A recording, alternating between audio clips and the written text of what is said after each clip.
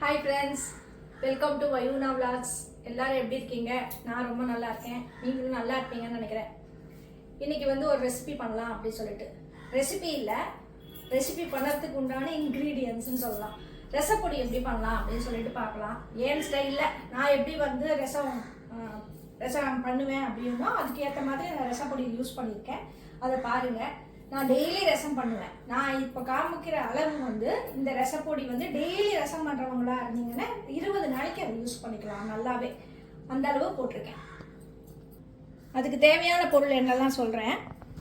1 cup தோரம்பருப்பு, எல்லாமே அந்தந்த கப்பில், எந்த கப்பில் நான் எடுத்திருக்கேனோ அதே கப்பில் தான் உங்களுக்கு காமிக்கணும். எல்லாம் அதே கப்பில் எடுத்து வச்சுருக்கேன். 1 கப் தோரம்பருப்பு, 1 கப் தனியா. அதில் வந்து ஃபுல்லாக இந்த கப்பில் வந்து ஃபுல்லாக போட்டிங்க அப்படின்னா மிளகா இருக்கணும். கீழெல்லாம் விழுந்துருதுங்கிறதுனால நீங்கள் அப்படி வச்சுக்கோங்களேன். ஒரு 1.5 கப்பு மிளகா எடுத்துக்கிறோம் அப்படின்னு, இந்த கப்பால் 1.5 கப்பு மிளகா, 1/4 கப்பு வந்து மிளகு, 1/4க்கும் கொஞ்சம் மேலே வந்து ஜீரகம், வாசனைக்கு வந்து உளுத்தம்பருப்பு. உளுத்தம்பருப்பு எதுக்கு அப்படின்னா நுரை வரும் தெரியுங்களா, ரசத்துக்கு மேலே நுரை வருமே, அதுக்காக அந்த உளுத்தம்பருப்பு. கொஞ்சோண்டு வெந்தயம். இந்த வெந்தயம் வந்து யூஸ்வலாக யாருமே போட மாட்டாங்க, நான் போடுவேன். டேஸ்ட் பாருங்கள், இதை பண்ணி பார்த்துட்டு சொல்லுங்கள் எவ்வளோ சூப்பராக இருக்கும்னு சொல்லிட்டு. ரொம்ப நல்லா இருக்கும். இந்த வெந்தயம் கொஞ்சோண்டு தான், நிறையெல்லாம் கிடையாது, சாம்பாருக்கு போடுற மாதிரிலாம் கிடையாது, இத்தினூண்டு தான். 1 கப், ஒரே ஒரு சின்ன கட்டி பெருங்காயம் எடுத்து வச்சுருக்கேன். அது போக கருவேப்பிலை கொஞ்சம் எடுத்து வச்சுருக்கேன்.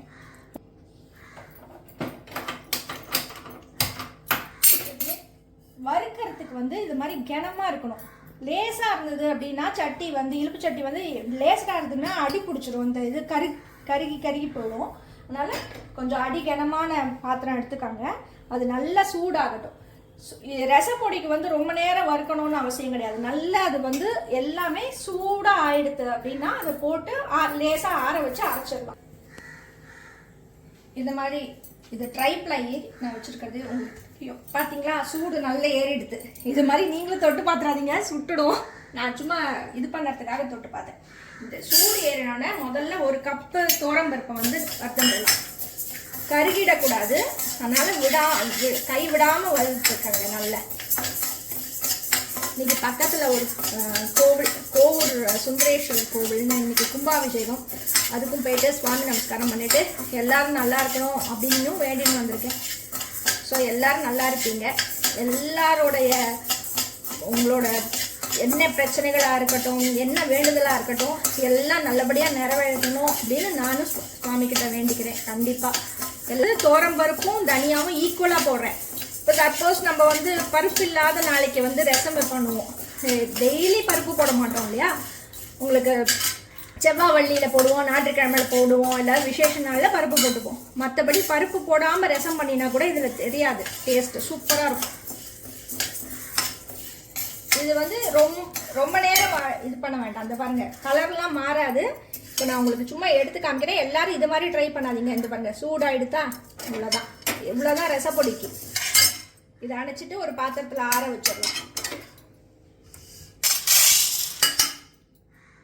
அதே பாத்திரத்தை வச்சுட்டு தனியா அதே கப்பில் 1 கப் எடுத்திருக்கேன். தனியா 1 கப்பு. தனியாவை வந்து நல்லா க்ளீன் பண்ணி போட்டுருங்க. இப்போ எல்லா இடத்துலையும் நல்ல க்ளீனான தனியா தான் கிடைக்கிறது. சப்போஸ் க்ளீனாக இல்லை அப்படின்னா ஒரு தடவை பார்த்துட்டு அதை நல்லா கொஞ்சம் க்ளீன் பண்ணிட்டுருங்க. அதே மாதிரி தனியாவும் நல்ல இது இப்போ சூடு வந்தது பார்த்தீங்களா, அதை மாதிரி சூடு வந்துடட்டும். சூடு வந்தோடனே அதையும் எடுத்து போட்டுடலாம். இந்த பாருங்கள், இதுவும் நல்ல சூடு ஏறி எடுத்து, இந்த நான் கை பொறுக்கிற சூடில் ஏறினா போதும் உங்களுக்கு.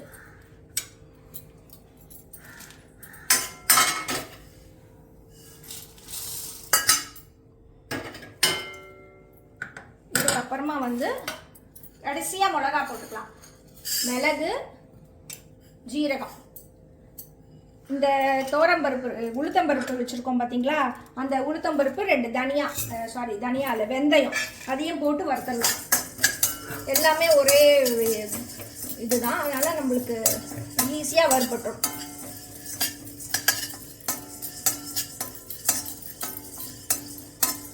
உங்களுக்கு வேற ஏதாவது என்ன பண்ணணும், ஏதாவது நான் பண்ணி பார்க்கணும்னு நீங்கள் ஆசைப்பட்டீங்க அப்படின்னா அது எனக்கு கமெண்ட்டில் சொல்லுங்கள். நான் பண்ணுறதுக்கு ட்ரை பண்ணுறேன். ஏதாவது ரெசிபியாக இருக்கட்டும், இல்லை வேறு ஏதாவது உங்களுக்கு தேவைப்படுறது அப்படின்னா அதையும் எனக்கு சொல்லுங்கள். நான் கண்டிப்பாக அது போடுறதுக்கு ட்ரை பண்ணுறேன், வீடியோவாக பண்ணுறதுக்கு ட்ரை பண்ணுறேன்.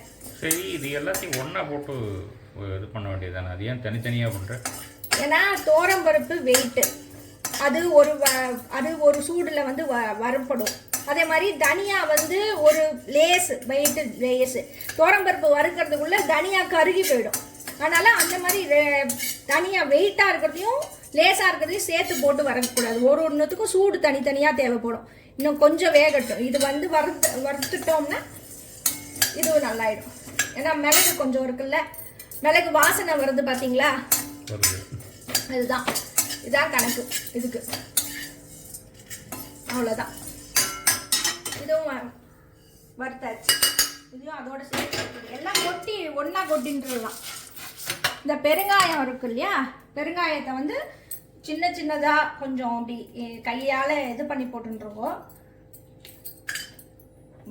அடுப்பை மட்டும் கொஞ்சம் மீடியம் ஹையில் வச்சுக்கோங்க. இல்லை பிகினராக இருந்தேன்னா சிம்லேயே வச்சு பண்ணுங்க. கொஞ்சம் டைம் எடுக்கும் சிம்மில் வச்சா, அவ்வளோதான். சும்மா சூடாகணும், அவ்வளோதானே? ஆமாம், சூடாகக்கூடாது. இது பொரியும் அப்படியே. இந்த பெருங்காயம் இருக்கு இல்லையா, அது வந்து இப்படி அப்படியே பொறிஞ்சு வருது, தெரியறதா? இந்த மாதிரி வரும், பொறிஞ்சு வரும். அது மாதிரி வந்துடுது அப்படின்னா அது ஆயிடுத்துன்னு அர்த்தம். அந்த பெருங்காயத்தோட அப்படி பண்ணினாதான் அது ஸ்மெல்லு நல்லா இருக்கும், பெருங்காயம் ஸ்மெல்லு. இல்லையா இது ரசத்துக்கு விடும் போது நீங்கள் இந்த மாதிரி கட்டி பெருங்காயத்தை என்ன பண்ணணும்னா தண்ணியில் கரைச்சி அப்படியே வச்சுன்னு வச்சுக்கோங்க. ரசத்துக்கு விட்டுக்கலாம். ரசத்துக்கு பண்ணுவேன் இல்லையா, ரசம் பண்ணும் போது விட்டுக்கலாம்.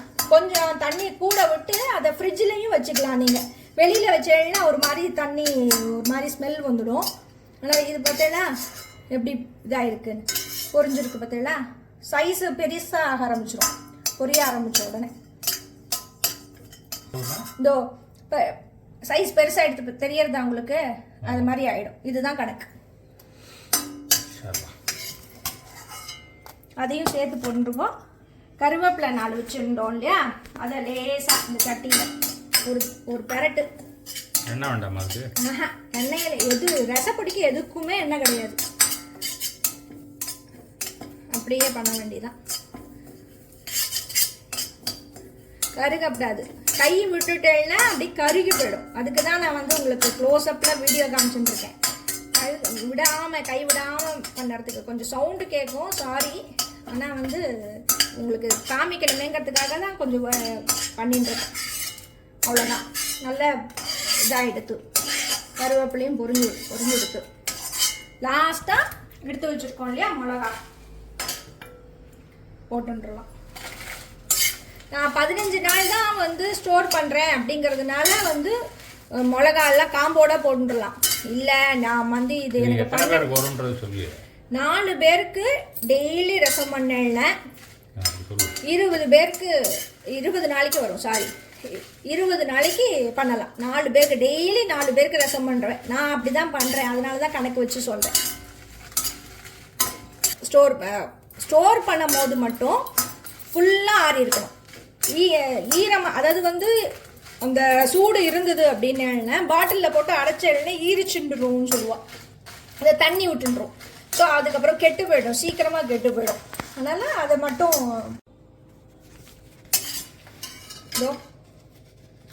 இதுவும் ஆயிடுச்சு. நான் அடுப்பை அணைச்சிடுறேன். அடுப்பை அணைச்சிட்டு உங்களுக்கு காமிக்கிறேன் எப்படி.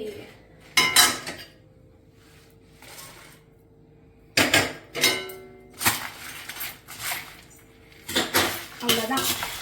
பார்த்தீங்களா, ரசப்பொடிக்கு எல்லாத்துக்கும் வச்சாச்சு. இப்போ எல்லாத்தையும் சேர்த்து கலந்து நல்லா கலந்து விட்டுருவோம். அரைக்கிறதுலையும் இதில் எப்படின்னா ரொம்ப இப்போ இந்த கடையிலலாம் வாங்குற பார்த்து வச்சுக்கோங்களேன், அதில் வந்து அப்படியே மையாக இருக்கும், பவுடர் மாதிரி பண்ணி வச்சுருவோம். அதை மாதிரி ரசப்பொடியை அரைக்கப்படாது. கொஞ்சம் பரபரான அரைக்கணும். பரபரான அரைச்சாதான் ரசம் வந்து அடி வண்டி மாதிரி வருது. பார்த்தீங்களா, வண்டி ரொம்ப தங்கவே தங்காது. ரசப்பொடி வந்து நீங்கள் மையாக அரைச்சது சாம்பார் பொடிக்கு அரைக்கிறது பாருங்க, அதை மாதிரி அரைச்சாதான் ரசப்பொடி அடியில் வண்டல் சொல்லுவோம் தெரியுமா, அப்படியே உட்காந்துடும். அப்படி அரைக்காதுங்க. அரைக்கும் போது நான் உங்களுக்கு காமிக்கிறேன் பாருங்க எந்த பதத்தில் வரணும்னு சொல்லிட்டு. அப்படி அரைச்சி பாருங்க, சூப்பராக இருக்கும். இது நல்ல சூடாக ஆறிடுச்சு உங்களுக்கு. இனிமேல் வந்து இதை போட்டு நல்லா மிக்சியில் அரைச்சிட்டு நான் எப்படி அரைச்சிருக்கேங்கிறதையும் காமிக்கிறேன் நான் உங்களுக்கு.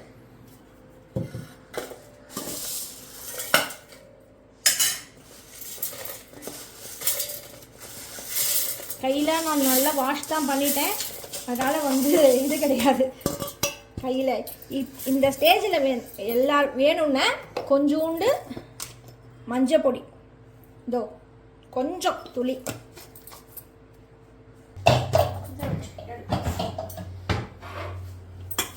அரைச்சிட்டேன். எப்படி இருக்குன்னு காமிக்கிறேன் பாருங்க. தெரியுறதா? இந்த மாதிரி பரப்பரான்னு இருக்கணும். ரொம்ப சாம்பார் பொடிக்கு பண்ணுற மாதிரி நர நரன்னு இருக்கணும்.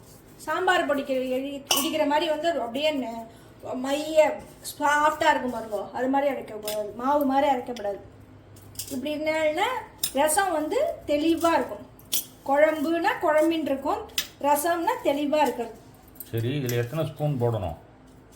4 பேருக்கு வந்து ஒரு 2.5 ஸ்பூன் நம்ம யூஸ் பண்ண. ஆமாம், ரசம் பண்ணுறதுக்கு 2.5 ஸ்பூன் போட்டோம்னா வாசனையாக இருக்கும். கடைசியாக நல்ல புளி பச்சை வாசனை எல்லாம் போய் கொதிச்சதுக்கு அப்புறமா வந்து அது ரசப்பொடியும் போட்டு பருப்பு தண்ணியும் விட்டு ஒரு பொங்கினோட இறக்கிடணும்.